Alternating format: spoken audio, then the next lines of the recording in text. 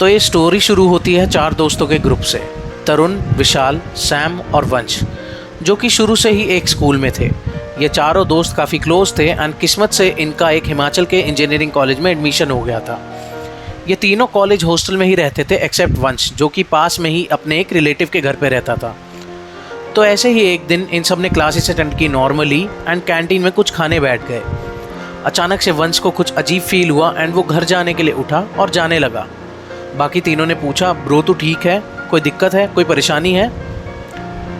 तो वो बोला, सब ठीक है ब्रो, बस घर जाने का मन कर रहा है, एंड इतना कह के ही पैदल निकल पड़ा। Now the strange thing is, उसके रिलेटिव का घर यहाँ से 10-12 किलोमीटर दूर था, बट वो स्टिल पैदल ही निकल गया। उसके कुछ दिनों बाद सेम एग्ज़ाम्स आए एंड वंश एग्ज़ाम देने भी नहीं आया।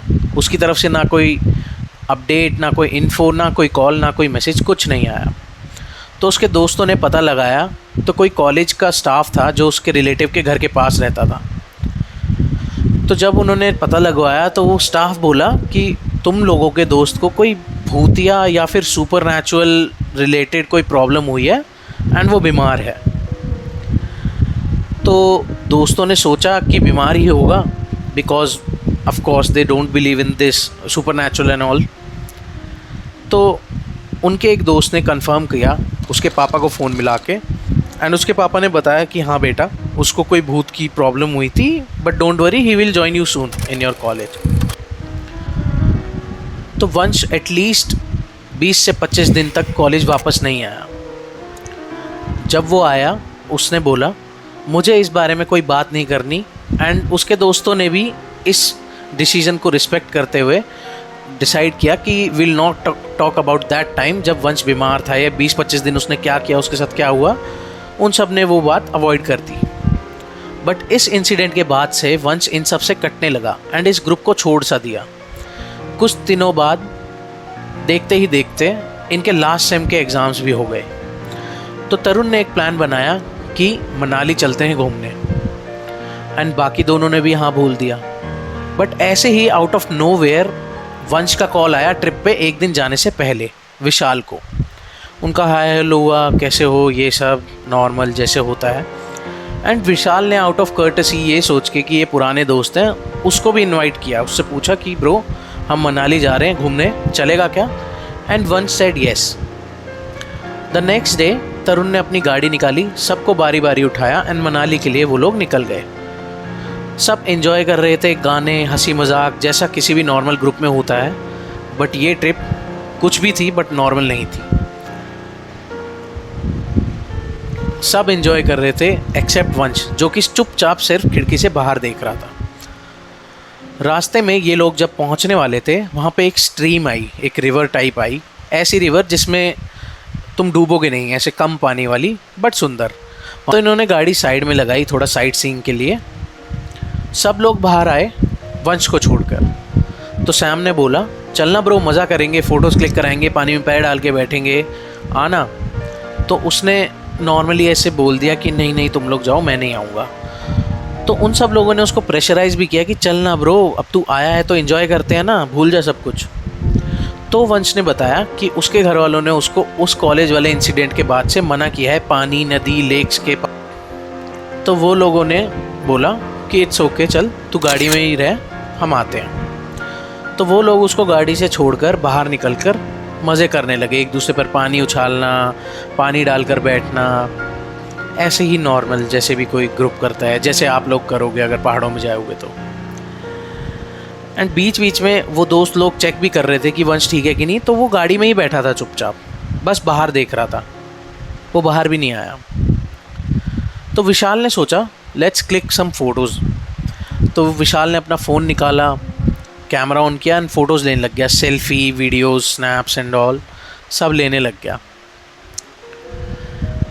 एंड इतने में ही अंधेरा हो गया। तो उन सब ने बोला लेट्स रैप अप, एंड वो गाड़ी में बैठे और वो निकल पड़े। तो विशाल ने ऐसे ही नॉर्मली अपना गैलरी खोली, स्नैप्स खोली, and he was very shocked, क्योंकि उसने देखा हर फ़ोटो, हर वीडियो में वंश था, जबकि सब ने देखा था कि वो गाड़ी में ही बैठा था।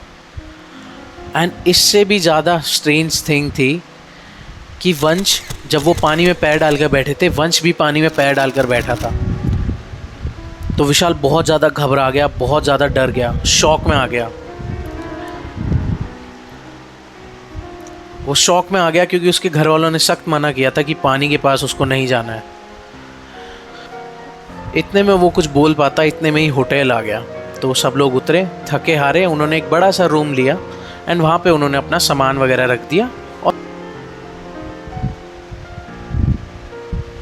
जैसे ही सब थोड़ा चिल करने लगे, वंश अचानक से चिल्लाया, वो मुझे मार देगा। तो सब हंसने लगे एंड बोले, ब्रो बिल्कुल भी एनर्जी नहीं है इस सब मजाक के लिए, तो तू मत कर।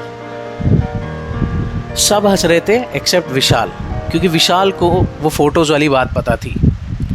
वो फिर से बोला, वंश वो मुझे मार देगा, वो मुझे मार देगा। बट सब लोग हंस ही रहे थे। बट विशाल ने सबको इशारा किया ऐसे सीरियस शक्ल बना के कि नहीं, this is something different, don't laugh. उसके बाद जब हंसी बंद हुई सबकी विशाल के इशारे के बाद, जब वंश फिर से बोला वो मुझे ले जाएगा, वो मुझे बुला रहा है, तो तरुण ने पूछा कौन ले जाएगा, कौन बुला रहा है। तो वंश ने ऐसे मुंह नीचे किया, ऐसे धीरे धीरे हाथ उंगली बालकनी की साइड की और बोला वो। एंड वो बोलते ही बालकनी का गेट ऐसे धीरे धीरे खुला, लाइक जैसे कोई धीरे से धक्का मार रहा है। और ये सब वो लोग देख के काफ़ी शॉक हो गए कि ये हो क्या रहा है, ये मजाक है, ये सीरियस है, ये क्या हो रहा है हम लोगों के साथ। बालकनी का गेट खुला एंड ठंडी हवा अंदर आने लगी। बाहर पिच ब्लैक अंधेरा। वंश का मुंह नीचे हो गया, आंखें बंद हो गई एंड वंश ने धीरे से हाथ उठाया, फिर से सीधी साइड उंगली की बालकनी की साइड, बोला वो मुझे मार देगा, वो मुझे मार देगा। जब सबने बाहर झांका तो वहाँ कुछ नहीं था। जैसे ही वो लोग कुछ कर पाते, इतने में उनके फ्लोर की लाइट चली गई। एंड उसके बाद वंश इतनी तेज़ चिल्लाया, लाइक इतनी तेज़ कि वोकल कॉर्ड्स फट जाए किसी भी नॉर्मल इंसान के, इतनी तेज़ चिल्लाया। होटल का पूरा स्टाफ हमारे फ्लोर पे आ गया था, उन लोगों के फ्लोर पे। ये सब देखते ही सामने बोला कि अब हम यहाँ नहीं रुक सकते, हमें इसी वक्त निकलना पड़ेगा। वंश की हालत और ख़राब हो चुकी है एंड वो ज़ोर ज़ोर से कंटिन्यूसली चिल्ला ही रहा था, वो मुझे मार देगा, वो मुझे ले जाएगा। तरुण ने गाड़ी ऑन की, सीधा भगाई। पूरे रास्ते वो लोग कैसे भी करके वंश को रोक रहे थे, क्योंकि अब वो कार से बाहर भागने की कोशिश करने लग गया था। जब वो लोग एक टॉयलेट ब्रेक के लिए किसी ढाबे पर रुके रास्ते में, तो तरुण ने वंश का हाथ पकड़ रखा था ताकि वो कहीं भाग ना जाए। बट वंश ने अचानक से तरुण का हाथ छुड़ाया और एक बहुत तेज़ ट्रक आते हुए के सामने भाग पड़ा। वो तो एंड टाइम पे सैम ने उसका हाथ पकड़ के उसको अपनी तरफ खींच लिया, तभी वो बच गया।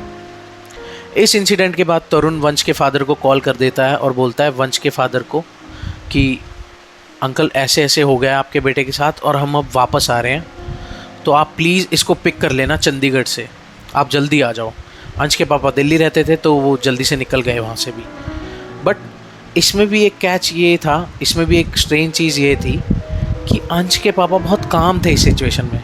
ये सब बच्चों की हालत ख़राब हो रखी थी ये सोच के कि हमारे दोस्त के साथ क्या हो गया है। But on the other hand जो उनके पापा थे, जो वो ऐसे बिहेव करते like it's normal for him, ऐसा बिल्कुल काम कि अच्छा बेटा ऐसे हो गया, कोई बात नहीं, तुम उसको ले आओ, मैं उसको ले लूँगा, ऐसे बात कर रहे थे।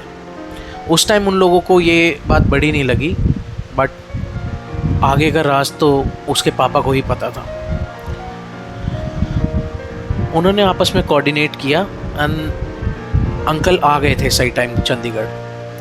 जब तक अंश को उन्होंने अंकल को हैंड ओवर किया, जब तक अंश की आँखों का रंग बदल गया था, वो बहुत डार्क रेड हो गई थी, उसकी आवाज़ बदल गई थी एंड वो उसमें इतना ज़्यादा बोझ सा बढ़ गया था उसकी बॉडी में कि वो 3 लोग भी उसको अच्छे से कैरी नहीं कर पा रहे थे। तो अंकल ने उसको जैसे ही लिया, अंकल ने अपनी कार से कोई भभूत या राख टाइप निकाली और उसके माथे पे लगा दिया, जिससे वंश बहुत शांत हो गया। एंड में उन्होंने उसको चुपचाप गाड़ी में बिठाया एंड वो उसको ले गए पता नहीं कहाँ। ये ट्रिप उन सब लोगों को लिए ऐसी यादगार रही, ऐसी ट्रिप रही कि वो चाह के भी इस ट्रिप को भूल नहीं सकते, क्योंकि इसमें दो चीज़ें हैं। ये उनकी लाइफ का सबसे स्कैरी इंसिडेंट बन चुका था, एंड ऑफ कोर्स वो मनाली इतनी जल्दी जाके वापस नहीं आए हैं। उस दिन के बाद से वो लोग कभी भी वंश से नहीं मिले एंड ना ही मिलना चाहते हैं। उन सबको आज तक ये नहीं पता कि उस कॉलेज की शाम को जब वो पैदल घर चला गया था, क्या हुआ था। ये आज तक एक राज ही है।